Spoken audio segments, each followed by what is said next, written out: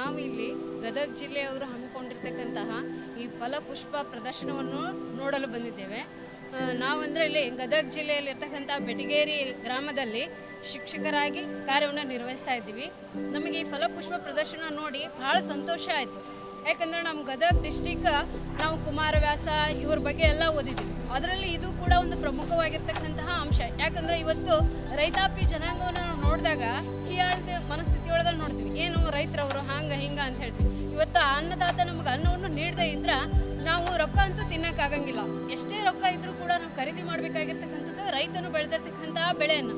ಅಂಥ ಬೆಳೆಯನ್ನು ಇವತ್ತು ಎಲ್ಲ ಐಷಾರಾಮಿಗಿಂತನೂ ಕೂಡ ಇದು ಶ್ರೇಷ್ಠವಾಗಿರ್ತಕ್ಕಂಥ ಸಂಪತ್ತು ಅನ್ನೋದನ್ನು ನಮ್ಮ ಗದಗ ಜಿಲ್ಲೆಯವರು ಪ್ರದರ್ಶನ ಮಾಡ್ತಾ ಇದ್ದಾರೆ. ಇದು ಹೆಮ್ಮೆಕರವಾಗಿರ್ತಕ್ಕಂತಹ ಒಂದು ಸಂಗತಿ ಅಂತಕ್ಕಂಥದ್ದು. ಇಲ್ಲಿ ನಾವಷ್ಟೇ ವೀಕ್ಷಣೆ ಮಾಡುವುದಲ್ಲದೆ ನಾಳೆ ದಿನದಲ್ಲಿ ಕೂಡ ನಾವು MV ಮೂಲಿಮನಿ ಪ್ರೌಢಶಾಲೆ ಬಾಲಿಕೆಯರನ್ನು ಕೂಡ ಇದಕ್ಕೆ ಕರ್ಕೊಂಡು ಬರೋಕ್ಕೆ ಇಷ್ಟಪಡ್ತೀವಿ ಅಂತಕ್ಕಂಥದ್ದು. ಇದೊಂದು ಹೆಮ್ಮೆಯ ಸಂಗತಿ.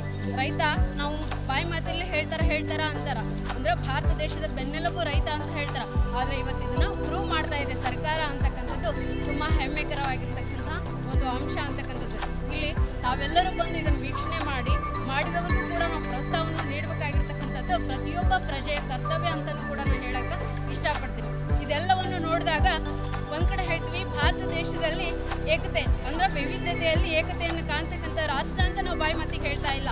ಅದೇ ರೀತಿ ಒಳಗೆ ಬದುಕ್ತಾ ಇದ್ದೀವಿ ಅಂತಕ್ಕಂಥ ಕಾಣದ ಕೈಗಳು ಎಷ್ಟೋ ಕೈಗಳಲ್ಲಿ ಕಾರ್ಯವನ್ನು ನಿರ್ವಹಿಸ್ತಿದ್ದಾವೆ. ಎಲ್ಲ ಅಂಶವನ್ನು ನೋಡಿದಾಗ ಭಾರತ ದೇಶದಲ್ಲಿ ವೈವಿಧ್ಯತೆಯನ್ನು ಏಕತೆ ಕಾಣುವ ರಾಷ್ಟ್ರದ ಜೊತೆಗೂ ಕೂಡ ಈ ಹಣ್ಣು ಹಂಪಲ ಸಸ್ಯ ಬೆಳೆಗಳ ಒಂದು ವೈಶಿಷ್ಟ್ಯತೆಯನ್ನು ಕೂಡ ಇಲ್ಲಿ ಪ್ರದರ್ಶನ ಮಾಡೋದ್ರ ಮುಖಾಂತರವಾಗಿ ತೋರಿಸ್ತಿದ್ದಾರೆ ಅಂತ ಹೇಳಕ್ಕೂ ಕೂಡ ಇಷ್ಟಪಡ್ತೀನಿ. ತಾವೆಲ್ಲರೂ ಕೂಡ ಇಲ್ಲಿ ಬಂದು ಈ ಪ್ರದರ್ಶನವನ್ನು ಆನಂದಕರವಾಗಿ ಸವಿದು ಬೇರೆಯವ್ರಿಗೂ ಕೂಡ ನೀವು ಪ್ರೋತ್ಸಾಹ ನೀಡಬೇಕಂತ ನೋಡುಗರಿಗೂ ಕೂಡ ನನ್ನ ಒಂದು ಆದರದ ಸ್ವಾಗತವನ್ನು ಬಯಸ್ತಾ ಇದ್ದೀನಿ. ಸಾಕಲ್ಲ?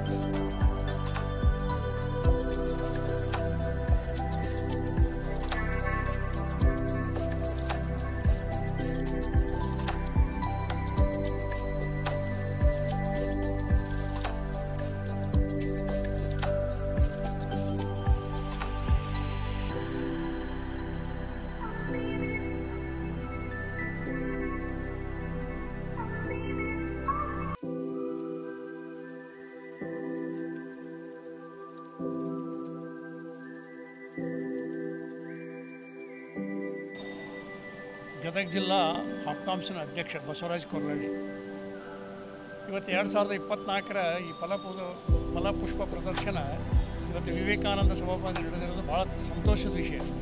ತೋಟಗಾರಿಕೆ ಇಲಾಖೆಯವರು ಈ ಒಂದು ವಸ್ತು ಪ್ರದರ್ಶನ ಮಾಡಿದ್ದು ನಮ್ಮ ಗ್ರಾಹಕರಿಗೆ ಮತ್ತು ತೋಟಗಾರಿಕೆ ಬೆಳೆಗಾರರಿಗೆ ಒಂದು ಪ್ರೋತ್ಸಾಹ ನೀಡ್ತಕ್ಕಂಥದ್ದು. ಅದಕ್ಕೆ ಇದು ಪ್ರತಿ ವರ್ಷ ಇಲ್ಲಿ ಮಾಡ್ತಾ ಇರೋದ್ರಿಂದ ನಮಗೆ ಇಲ್ಲಿ ಗದಗ ಜಿಲ್ಲೆಯ ತೋಟಗಾರಿಕೆ ಬೆಳೆಗಾರರಿಗೆ ಮತ್ತು ಗ್ರಾಹಕರಿಗೆ ಒಂದು ಏನು ಒಳ್ಳೆಯ ಒಂದು ಪ್ರೋತ್ಸಾಹ ನೀಡಲಿಕ್ಕೆ ಅನುಕೂಲ ಆಗುತ್ತೆ ಅಂಥೇಳಿ ನಾನು ಈ ಮೂಲಕ ಕೇಳ್ತಾ ಇದ್ದೀನಿ. ಇಲ್ಲಿ ಬಳಸಿರ್ತಕ್ಕಂಥ ಎಲ್ಲ ಸಿರಿಧಾನ್ಯಗಳನ್ನು ಬಳಸಿ ಅಂಬೇಡ್ಕರ್ನ ಮಾಡಿದ್ದಾರೆ ಮತ್ತು ಯಾಲಕ್ಕಿಯಿಂದ ಗಣಪತಿಯನ್ನು ಮಾಡಿದ್ದಾರೆ. ಅದೇ ರೀತಿ ಗುಲಾಬಿ ಹೂವಿನಿಂದ ಕರ್ನಾಟಕ ರಾಜ್ಯವನ್ನು ಮಾಡಿದ್ದಾರೆ. ಆಮೇಲೆ ಕೆಲವು ಹೂಗಳಿಂದ ಪತಂಗ ಮತ್ತು ಹಾರ್ಮೋನಿಯಮ್ಮು, ಆಮೇಲೆ ತಬಲ, ಆಮೇಲೆ ನಮ್ಮ ವೀರನಾರಾಯಣ ದೇವಸ್ಥಾನ, ಇವೆಲ್ಲ ಹೂವಿನಿಂದ ಮಾಡಿದ್ರಿಂದ ನಿಜವಾಗ್ಲೂ ಇಲ್ಲಿ ಭಾಳ ಆಕರ್ಷಣವಾಗಿದೆ. ಇದನ್ನು ಎಲ್ಲರೂ ಕುಟುಂಬ ಸಮೇತ ಮಕ್ಕಳು ಮೊಮ್ಮಕ್ಕಳ ಜೊತೆ ಬಂದು ನೋಡೋದು ಒಂದು ಒಳ್ಳೆಯ ಬೆಳವಣಿಗೆ ಅಂತ ನನಗೆ ಅನ್ನಿಸ್ತದೆ. ಅದಕ್ಕೆ ಗದಗ ಜಿಲ್ಲೆಯ ಎಲ್ಲ ಗ್ರಾಹಕರು ಮತ್ತು ತೋಟಗಾರಿಕೆ ಬೆಳೆಗಾರರು ಇದರ ಸದುಪಯೋಗ ಪಡಿಸ್ಬೇಕಂತೇಳಿ ನಮ್ಮಲ್ಲಿ ಕಳಕಳಿ ವಿನಂತಿ ಮಾಡ್ಕೊಳ್ತಾ ಇದ್ದೀವಿ.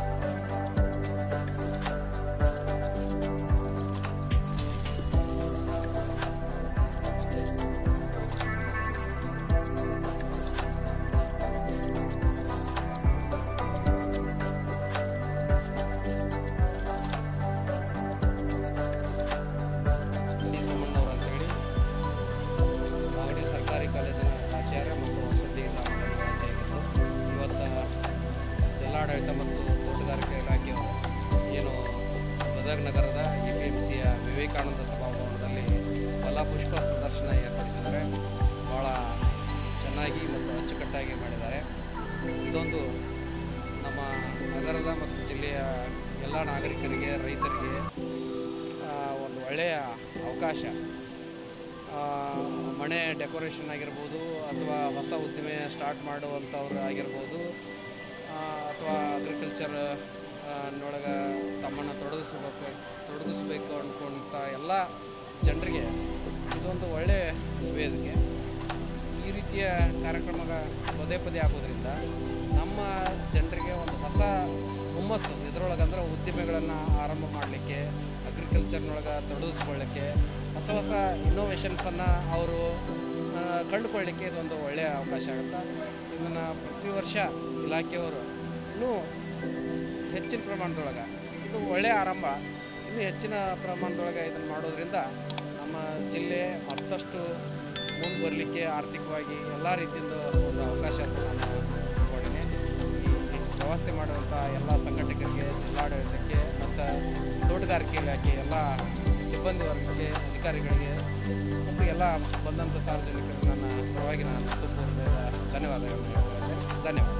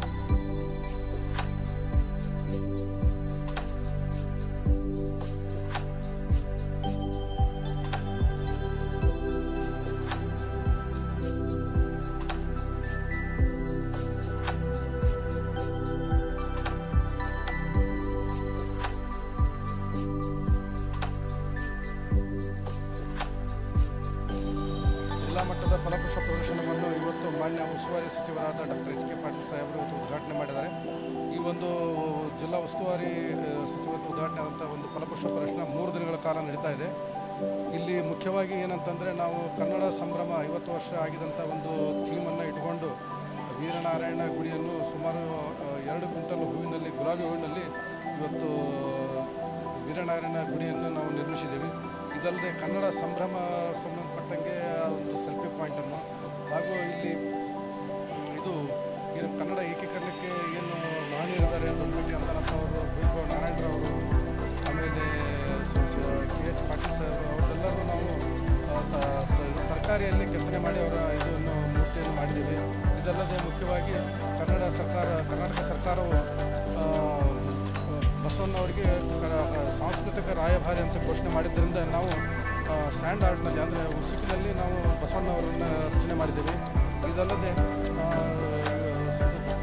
Doctor B R Ambedkar sir ಅವರಿಗೆ ಡಾಕ್ಟರ್ ಬಿ ಆರ್ ಅಂಬೇಡ್ಕರ್ ಅವರಿಗೆ ಸಂವಿಧಾನ ಶಿಲ್ಪಿ ಅಂತ ಹೇಳಿ ಸಹ ನಾವು ಅವರ ಮೂರ್ತಿಯನ್ನು ಮಾಡಿ ನಾವು ಇದು ಮಾಡಿದ್ದೀವಿ, ಸಂವಿಧಾನದಲ್ಲಿ ಮಾಡಿದ್ದೀವಿ. ಇದಲ್ಲದೆ ಬೇರೆ ಬೇರೆ ಸ್ಟ್ರಕ್ಚರ್ಸ್ ಅಂತ ಬಟರ್ಫ್ಲೈ, ಆಮೇಲೆ ಕ್ಯಾಶ್ಯೂ ಪ್ಲ್ಯಾಂಟು, ಪಿಯಾನೋ, ತಬಲ ಇವೆಲ್ಲನೂ ಸಹ ಇದಲ್ಲದೆ ರೈತರ ಸಂಬಂಧಪಟ್ಟಂಥ ಏನು ಇದು ಇದಾವೆಲ್ಲ ಏನು ಪ್ರದರ್ಶಿಕೆಗಳು, ಬೋನ್ಸಾಯ್ ಪ್ಲ್ಯಾಂಟ್ಸು, ಆಮೇಲೆ ಕೆಟ್ಟೈ ಪ್ಲ್ಯಾಂಟ್ಸು ಇವೆಲ್ಲನೂ ಸಹ ನಾವು ಇಲ್ಲಿ ಎಕ್ಸಿಬಿಟ್ಸ್ಗೆ ಇಟ್ಟಿದ್ದೀವಿ. ಇದಲ್ಲದೆ ಮೀನುಗಾರಿಕೆ ಇಲಾಖೆಯಿಂದ ಅಕ್ವೇರಿಯಂ ಸಹ ನಾವು ಇದು ಮಾಡಿದ್ದೀವಿ. ಎಲ್ಲ ಈ ಗದಗ ಜಿಲ್ಲೆಯ ಎಲ್ಲ ರೈತ ಬಾಂಧವರಿಗೆ ಆಮೇಲೆ ಎಲ್ಲ ಜನರಿಗೆ ನಾವೊಂದು ಏನಂತಂದರೆ ರಿಕ್ವೆಸ್ಟ್ ಮಾಡೋದಂದ್ರೆ ಎಲ್ಲರೂ ಬಂದು ನೋಡಿರಿ, ಈ ಒಂದು ಕಾರ್ಯಕ್ರಮನ ಯಶಸ್ವಿಗೊಳಿಸಬೇಕಾಗಿ ನಾನು ಕೇಳ್ಕೊಳ್ತೀನಿ. ಶಶಿಕಾಂತ್ ಕೋಟೆಮನಿ ಅಂತ ಹೇಳಿ.